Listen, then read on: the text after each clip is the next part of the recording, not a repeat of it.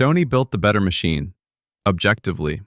Sharper picture, tighter engineering, the format the professionals actually respected. And it got absolutely demolished. Betamax, the technically superior videotape, lost the biggest format war in history to a clunkier, blurrier rival called VHS. And here's the part nobody wants to admit.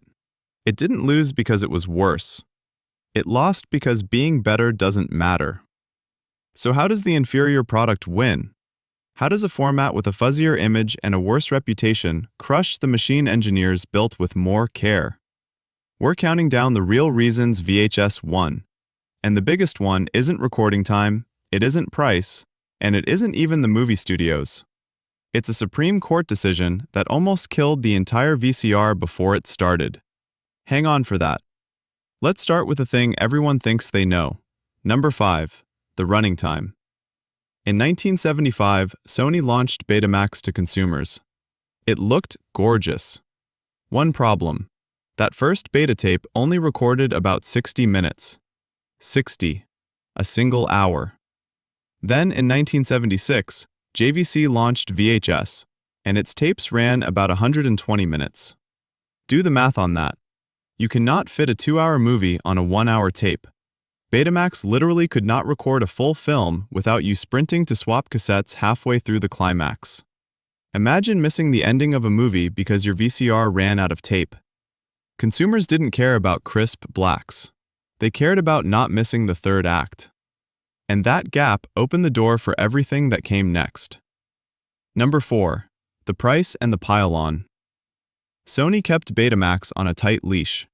They wanted control. JVC did the opposite and threw the doors wide open. They licensed VHS to everyone. Matsushita, Panasonic, Hitachi, Mitsubishi, Sharp, RCA, all of them building VHS machines. Suddenly there were dozens of competing manufacturers driving prices into the floor. Sony was one company selling one premium format. JVC had an army. When you walk into a store and one shelf has 10 cheap options and the other has one expensive one, guess which format the family picks? Sony basically brought a katana to a swarm of angry bees. And more machines meant something even more powerful. Number 3. The rental store snowball. Here's where it gets brutal, because this is a loop that feeds itself. Video rental stores in the late 70s and early 80s stocked tapes for the machines people actually owned. More people owned VHS, so stores stocked more VHS. More VHS on the shelf meant more people bought VHS players, which meant more VHS rentals, which meant more VHS on the shelf. It's a snowball rolling downhill, getting bigger every single loop.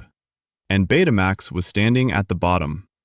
According to studies like the famous Cusimano analysis in the Business History Review, this bandwagon effect mattered more than raw technology ever did.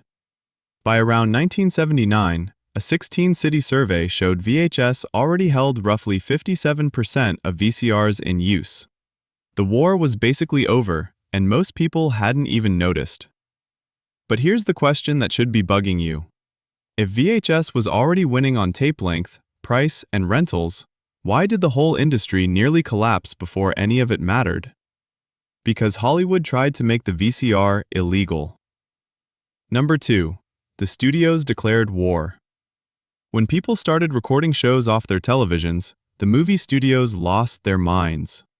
Universal and Disney looked at home recording and saw one thing: theft. So they sued.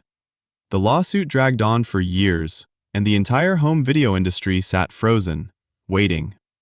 Think about how insane that is. The technology that would make studios billions of dollars, they were fighting to ban it. And if they'd won, there might not have been a VCR in your house at all, VHS or beta. Which brings us to the reason that beats everything else. Number 1. On January 17, 1984, the U.S. Supreme Court ruled in Sony Corp versus Universal City Studios.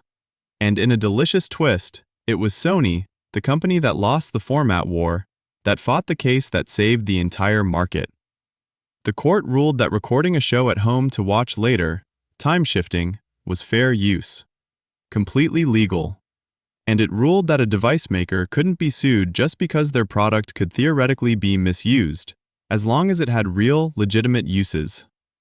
That single decision blew the doors off. The legal cloud vanished, consumer demand exploded, and the format with the most machines and the most rental inventory swallowed the market whole. That was VHS. And Betamax? It faded into a niche. Sony stopped making Betamax recorders in 2002 and finally killed off Betamax tape production in March of 2016, 41 years after it launched. So the lesson is almost painful. The best technology does not win. The best ecosystem wins.